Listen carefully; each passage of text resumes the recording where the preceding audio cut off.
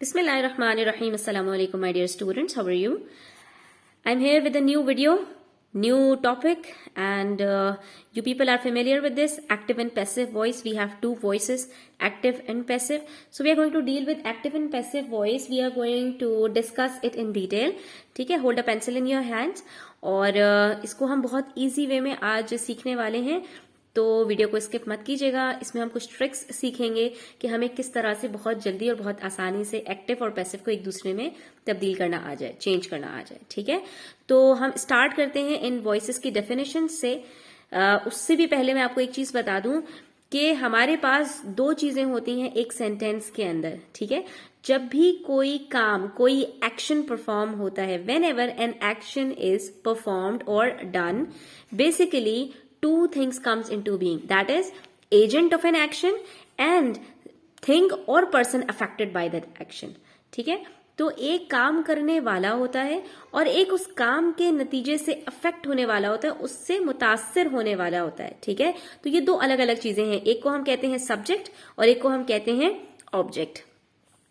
तो basically active के अंदर क्या होता है कि जो एजेंट होता है वो हमारा सब्जेक्ट होता है और पैसिव में हमारे पास जो अफेक्टेड बाय द एक्शन होता है वो हमारा सब्जेक्ट होता है। तो ये आप दो टर्म्स याद रखिए, सब्जेक्ट हमारे पास कौन बन रहा है, या तो एजेंट ऑफ द एक्शन या अफेक्टेड बाय द एक्शन। ठीक है, दोनों हो सकते हैं। अब यहां पर मेरे पास दो एग्जाम्पल हैं, इसको देखकर हम समझते हैं। George won the prize, the prize was won by George.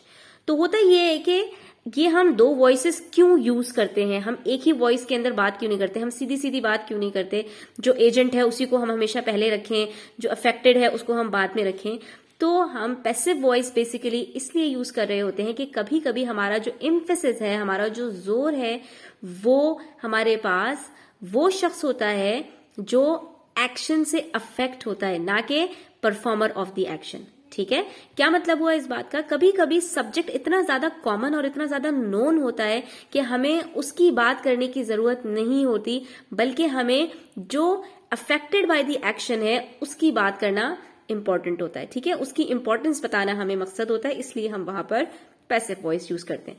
जैसे मैंने आपको एग्जाम्पल दी, George won the prize, George ने प्राइज जीता।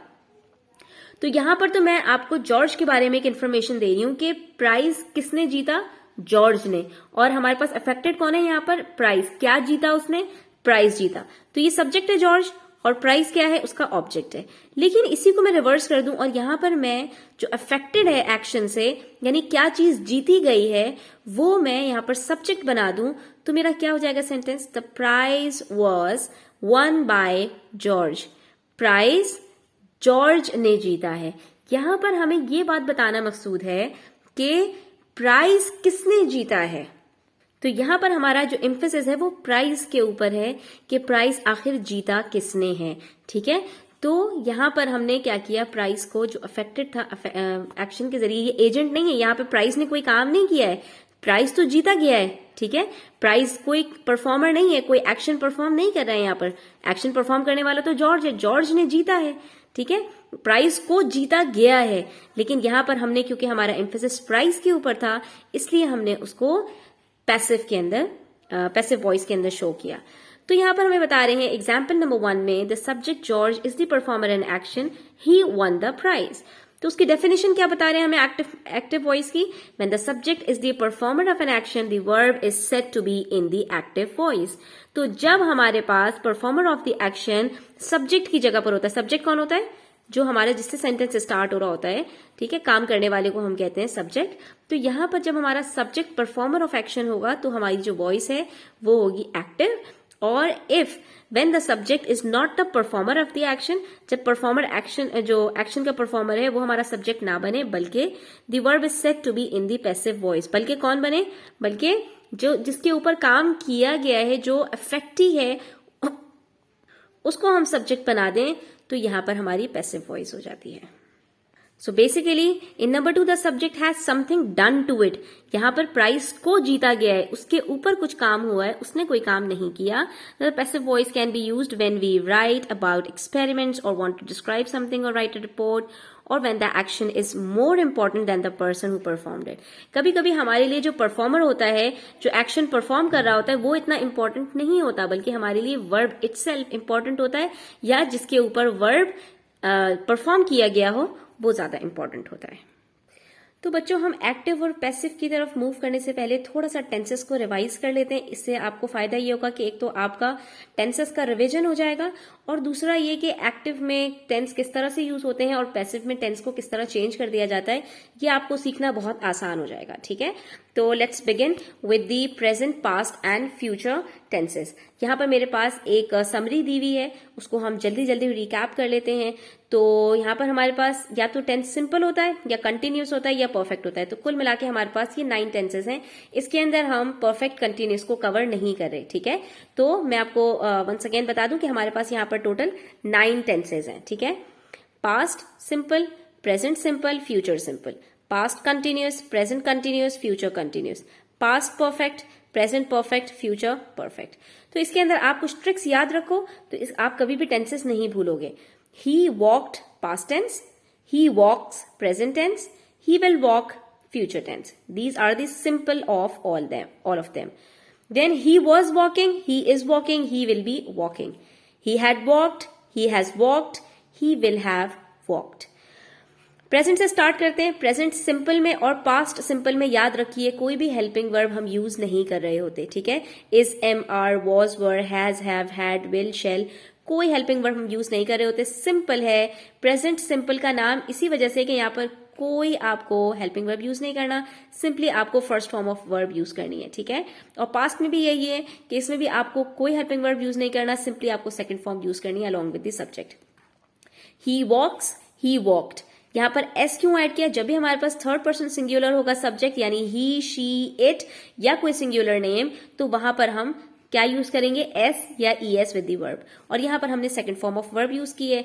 आ जाते हैं फ्यूचर की तरफ। फ्यूचर के अंदर हम विल और शेल हेल्पिंग वर्ब के साथ अगेन फर्स्ट फॉर्म यूज करते हैं। ठीक है, उसके बाद हम आ जाते हैं कंटिन्यूस के अंदर। तो याद रखिए कंटिन्यूस ऐसे टेंस को कहा जाता है जहां पर काम कंटिन्यूएशन में हो, कंप्लीट नहीं हुआ हो, इसलिए हम वहां पर ING form of verb use करते हैं। ठीक है, इसके अंदर फॉर्म ऑफ वर्ब आपकी फर्स्ट फॉर्म के साथ आईएनजी ऐड हो जाता है, जिसको हम प्रेजेंट पार्टिसिपल भी कहते हैं। ठीक है, यहाँ पर कोई first form, second form, third form की बात नहीं है, सिंपली हम यहाँ पर यूज कर रहे होते हैं present participle, that is ING form of verb. Present के अंदर हमारे पास helping verb is with singular, are with plural and am with I. ठीक है, ये 3 हमारे पास हेल्पिंग वर्ब्स होते हैं। पास्ट के अंदर हमारे पास was with singulars, were with plurals, ये हम यूज कर रहे होते हैं। और फ्यूचर में हम विल भी यूज कर रहे होते हैं विद ऑल। ठीक है, तो ये हमारे हेल्पिंग वर्ब्स हैं। अगर ये हेल्पिंग वर्ब्स आपको याद हो जाए, ये आपको पता चल जाए कि टेंसेस के अंदर कौन सी फॉर्म ऑफ वर्ब यूज करनी है और कौन सी हेल्पिंग वर्ब यूज करनी है, तो आप कभी भी गलती नहीं करेंगे। और इसी तरह से परफेक्ट कहते हैं एक काम जो कंप्लीट हो गया हो। ठीक है, चाहे वो प्रेजेंट का हो, चाहे पास्ट का हो, चाहे फ्यूचर का हो, तो वहां पर हम थर्ड फॉर्म यूज कर रहे होते हैं। No first form, no second form. ठीक है, यहां पर आप देख सकते हैं वॉक्ड, वॉक्ड, वॉक्ड। ठीक है, सिर्फ फर्क किसका होता है? हेल्पिंग वर्ब का। जैसे यहां पर सब में वॉकिंग, वॉकिंग, वॉकिंग था, हेल्पिंग वर्ब का चेंज था, इसी तरह से यहां पर सब में third form of verb use होती है, परफेक्ट में सिर्फ चेंज होता है तो हमारे पास हेल्पिंग वर्ब। अगेन यहां पर हमारे पास सिंगुलर्स के साथ हैज, प्लूरल्स के साथ हैव। यहां पर हमारे पास सब के साथ हैड यूज होता है पास्ट में, और फ्यूचर में हम यूज कर रहे होते हैं विल हैव। ठीक है, तो ये हमारा रिकैप हो गया टेंसेस का। अब हम मूव कर जाते हैं एक्टिव और पैसिव की तरफ। अच्छा, एक्टिव और पैसिव की तरफ जाने से पहले मैं आपको ये बता दूं कि ये जो टेंसेस हम यूज करते हैं एक्टिव के अंदर यूज होते हैं, ठीक है, एज इट इज यूज होते हैं। पैसिव के अंदर हम थोड़ा सा इनको स्लाइटली चेंज करते हैं। किस तरह से करते हैं आइए उसको भी देख लेते हैं। तो मैंने यहां पर आपके लिए कुछ एग्जाम्पल्स कोट की हैं, तो हम उसको डिस्कस कर लेते हैं। सिंपल प्रेजेंट के अंदर he does it, simple past में ही डिड इट, और सिंपल परफेक्ट में ही विल डू इट। ठीक है, वही एग्जाम्पल्स है हमारे पास, फर्स्ट फॉर्म, सेकंड फॉर्म और विल के साथ फर्स्ट फॉर्म। ठीक है, तो अब यहां पर क्योंकि हमारे पास कोई हेल्पिंग वर्ब नहीं है, तो जब हम पैसिव में चेंज करेंगे तो पैसिव के अंदर याद रखिए हमेशा third form of verb use होती है। कौन सी फॉर्म ऑफ वर्ब? हमेशा third form of verb use होती है। इसके अंदर no first form, no second form, no present participles, सिर्फ इसके अंदर हमारे पास यूज हो रहा होता है past participle, that is third form of verb. आप यहां पर देख सकते हैं done, done, done, all have this third form of verb that is done. ठीक है, तो हमें चेंज किस तरह से करना है उसको हम देख लेते हैं. अगर हमारे पास कोई हेल्पिंग वर्ब नहीं है, he does it, present simple है, फर्स्ट फॉर्म है, आपने क्या करना है, इस फॉर्म को थर्ड फॉर्म में चेंज किया, और क्योंकि ये प्रेजेंट सिंपल है तो आपने यहां पर हेल्पिंग वर्ब यूज कर दिया इज. ठीक है, अगेन यहां पर हमारे पास जो पैसिव वॉइस के अंदर सब्जेक्ट होगा, यानी ऑब्जेक्ट चेंज होकर सब्जेक्ट बनेगा, आपने देखना है उसको कि सिंगुलर है तो इज, प्लूरल है तो आर, और अगर आई है तो एम. ठीक है, उसके बाद हम आ जाते हैं सिंपल पास्ट की तरफ. यहां पर अगेन हमारे पास कोई हेल्पिंग वर्ब नहीं है तो हमें यहां पर ऐड करना होगा वॉज या वर, और फिर again third form of verb. और यहां पर हमारे पास he will do it, will या शैल के साथ फर्स्ट फॉर्म है, तो यहां पर हम क्या ऐड कर देंगे, सिर्फ बी ऐड करके थर्ड फॉर्म लगा देंगे. It will B, will remain same, उसके साथ आपने बी ऐड करना है और फर्स्ट फॉर्म को थर्ड फॉर्म के अंदर चेंज कर देना है. ठीक है, उसी तरह से अब आप आ जाए प्रेजेंट कंटिन्यूअस, पास्ट कंटिन्यूअस और फ्यूचर कंटिन्यूअस. इसके अंदर हमारे पास सब में हेल्पिंग वर्ब्स होते हैं और प्रेजेंट पार्टिसिपल यानी first form plus ING form हमारे पास होते हैं यहाँ पर. तो हमने यहाँ पर सिंपली क्या करना है, कंटिन्यूअस में हम सब में सिर्फ हेल्पिंग वर्ब के साथ बीइंग ऐड करके थर्ड फॉर्म लगा देंगे. He is doing it, it is being done by him. हमने क्या किया, इज को ऐसे ही रहने दिया, उसके साथ हमने बीइंग ऐड किया और थर्ड फॉर्म लगा दी. थर्ड फॉर्म तो आपको याद रखनी है कि पैसिव में हमेशा third form of verb use होगी. ठीक है, इसी तरह से he was doing it, same, it was being done by him. सिर्फ हमने क्या ऐड किया, बीइंग ऐड किया है, बाकी कुछ भी हमने चेंज नहीं किया. Third form as it is आ गई. ठीक है, he will be doing it, again it will be ऐसे ही है, उसके साथ हमने क्या ऐड कर दिया, बीइंग ऐड कर दिया, डन बाय हिम. तो हम क्या कर रहे हैं, कंटिन्यूअस के अंदर क्योंकि हमारे पास हेल्पिंग वर्ब्स मौजूद हैं तो हम सिंपली बीइंग ऐड करके थर्ड फॉर्म ऑफ वर्ब में उसको चेंज कर रहे हैं. और जब हमारे पास प्रेजेंट परफेक्ट, पास्ट परफेक्ट और फ्यूचर परफेक्ट आ जाते हैं तो उसके अंदर हम क्या करते हैं, यहाँ पर अगेन हमारे पास हेल्पिंग वर्ब्स होते हैं हैज, हैड और विल हैव. तो हम यहाँ पर थर्ड फॉर्म ही होती है हमारे पास, हम इसके अंदर सिर्फ बीन का ऐड कर देते हैं, BEEN, been. It has been done by him, ये तो होता ही ऑलरेडी थर्ड फॉर्म है इसके अंदर, तो हम इसके अंदर सिर्फ हैज बिन, हैड बिन और विल हैव बिन. ठीक है, जो हमारे पास हेल्पिंग वर्ब्स हैं उसी के साथ सिर्फ हम ऐड कर रहे हैं बीन का. ठीक है, तो आई होप स्टूडेंट्स ये आपको बहुत ज्यादा क्लियर हो गया होगा. स्टिल आपके कोई क्वेश्चंस है तो you can ask me in the comment section. Okay, now let's move towards an exercise ताकि हमें पता चले कि हमने कितना सीखा है. अच्छा, एक चीज और मैं आपको यहाँ पर बता दूं कि हमने ये बात सीख लिया है कि एक्टिव के अंदर हमारे पास जो सब्जेक्ट होता है वो परफॉर्मर ऑफ एक्शन होता है, और जो हमारे पास पैसिव में सब्जेक्ट होता है वो हमारे पास इफेक्टी ऑफ द एक्शन होता है. ठीक है, तो अब हमें ये पता लगाना है कि हमें जो सेंटेंस दिया हुआ है वो एक्टिव वॉइस में है या पैसिव वॉइस में है, तो हम ये कैसे पता लगाएंगे. ठीक है, तो इसके लिए 2-3 चीजें आप याद रखिए कि हमें पैसिव वॉइस में अगर कोई सेंटेंस दिया गया है तो वो एक तो सबसे पहली बात कि हमेशा थर्ड फॉर्म ऑफ वर्ब उसके अंदर यूज होगी. ठीक है, जैसे आपको यहाँ पर दिया हुआ है प्राइजेस वर अवॉर्डेड, तो अब हमें ये पता नहीं चल रहा कि ये सेकंड फॉर्म ऑफ वर्ब है या थर्ड फॉर्म ऑफ वर्ब है. तो इसके लिए आप इसको चेक करेंगे. किस तरह से चेक करेंगे, याद रखिए जो एक्टिव वॉइस है उसके अंदर सिर्फ 3 टेंसेस ऐसे हैं जिसमें third form of verb use हो रही है. कौन कौन से, जो परफेक्ट टेंसेस हैं हमारे पास, present perfect done, past perfect done, future perfect done. बाकी इसके अलावा हमारे पास जितने टेंसेस हैं उनमें से किसी में हमने फर्स्ट फॉर्म, सेकंड फॉर्म के अलावा कोई और थर्ड फॉर्म यूज नहीं की. तो इसका मतलब क्या है, सिंपल है कि अगर हमें किसी सेंटेंस में ये पता लगाना है कि ये पैसिव में है तो आप सबसे पहले तो ये चेक कर लीजिए कि ये आपके पास थर्ड फॉर्म ऑफ वर्ब में है या इसके अलावा कोई और फॉर्म ऑफ वर्ब है. अगर कोई और फॉर्म आपको दी हुई है वहां पर तो आप समझ जाइए कि ये आपका पैसिव वॉइस नहीं है. या तो वो सिंपल प्रेजेंट होगा, प्रेजेंट कंटिन्यूअस होगा, सिंपल पास्ट होगा, पास्ट कंटिन्यूअस होगा, या फ्यूचर सिंपल होगा, फ्यूचर कंटिन्यूअस होगा. इन 6 में से कोई एक हो सकता है, इसके अलावा ये पैसिव नहीं हो सकता. ठीक है, और उसके बाद आपको चेक करना है कि अगर वो थर्ड फॉर्म ही दी हुई है तो या तो वो एक्टिव होगा और या पैसिव होगा. अब ये कैसे पता चलेगा, तो अगर आपको यहाँ पर थर्ड फॉर्म से पहले हैज या हैव है, थर्ड फॉर्म से पहले हैड है और थर्ड फॉर्म से पहले अगर आपका विल हैव है, ये हेल्पिंग वर्ब्स अगर आपके पास हैं थर्ड फॉर्म से पहले, तो भी आप समझ जाइए कि आपकी एक्टिव वॉइस है। और अगर इन तीन में से कोई भी आपके पास हेल्पिंग वर्ब नहीं है थर्ड फॉर्म से पहले, तो आप ये समझ जाइए कि ये आपकी पैसिव वॉइस है। ये देखिए हमारे पास present perfect, past perfect, future perfect. Done से पहले या तो हैज और हैव हो, डन से पहले या तो हैड हो, और डन से पहले या तो विल हैव हो। अगर ये तीन हेल्पिंग वर्ब्स आपके पास दिए हुए हैं तो इसका मतलब ये है कि ये आपका एक्टिव वॉइस है। अगर ये तीन आपके पास हेल्पिंग वर्ब्स नहीं है तो इसका मतलब है कि ये आपके पास पैसिव वॉइस है। तो ये देखिए कुछ क्वेश्चंस हम देखते हैं। Prizes were awarded to the winners. यहां पर हेल्पिंग वर्ब क्या आ रहा है? वर। और फॉर्म ऑफ वर्ब क्या है? अवॉर्डेड। ठीक है, तो आप ये बात आपको पता होगी कि वॉज और वर हमारे पास जो एक्टिव के अंदर हेल्पिंग वर्ब्स होते हैं उसके साथ हमेशा हमारे पास ING form of verb use होती है। ठीक है, और यहां पर अगर हमारे पास third form of verb use हो रही है और उससे पहले हमारे पास वर है, हैज, हैव, हैड और विल हैव नहीं है, तो इसका मतलब है ये हमारे पास क्या है? पैसिव वॉइस है। ठीक है, डू यू नो हाउ चीज इज मेड। हमने सिर्फ हेल्पिंग वर्ब और वर्ब के ऊपर फोकस करना है, हमें पता चल जाएगा कि एक्टिव है या पैसिव है। हाउ चीज इज मेड, अगेन हमारे पास is am are first form plus ING के साथ आता है। यहां पर हमारे पास थर्ड फॉर्म दी हुई है, तो ये भी हमारा क्या हो गया? Passive voice. ठीक है, इस थर्ड फॉर्म से पहले हमारे पास हैज, हैव, हैड और विल हैव मौजूद नहीं है। और दूसरी बात, इस हेल्पिंग वर्ब के साथ हमारे पास आईएनजी फॉर्म ऑफ वर्ब नहीं है बल्कि थर्ड फॉर्म है, तो इसका मतलब है ये भी हमारे पास पैसिव वॉइस है। My mother cooks our meals every day.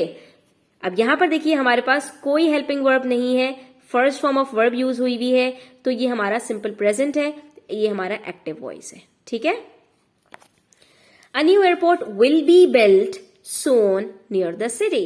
Will be built, will be, again third form दी हुई है, उससे पहले has, have, had, will have नहीं है बल्कि विल बी दिया हुआ है, तो इसका मतलब है ये हमारा क्या है? Passive voice.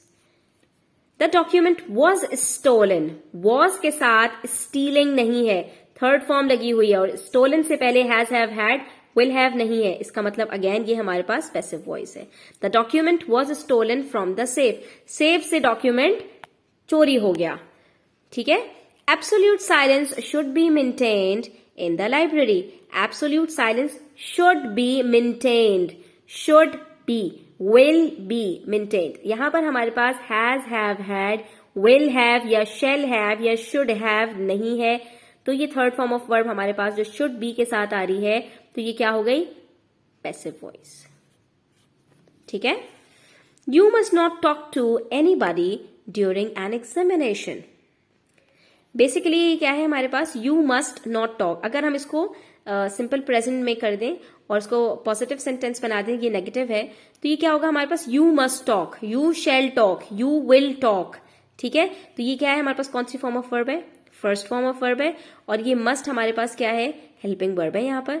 तो ये क्या बन रहा है हमारे पास? You must not talk is the active voice, क्योंकि हमारे पास यहाँ पे कौन सी फॉर्म ऑफ वर्ब यूज हुई है? First form of verb. ठीक है, results of the examination will be announced. Will be announced, has, have, had, will have plus third form हमारे पास यहां पर नहीं है। थर्ड फॉर्म तो है लेकिन उसके साथ हमारे पास हेल्पिंग वर्ब्स वो नहीं है जो एक्टिव वॉइस में यूज होते हैं, तो इसका मतलब है अगेन ये भी हमारे पास क्या है? Passive. Refreshments will be served at 11 a.m. Will be served, third form plus will be। ठीक है, तो ये भी हमारे पास क्या हो गया? Passive voice. अगर यहां पर हमारे पास हैज, हैव, हैड या will have होता तो ये हमारे पास एक्टिव वॉइस होता।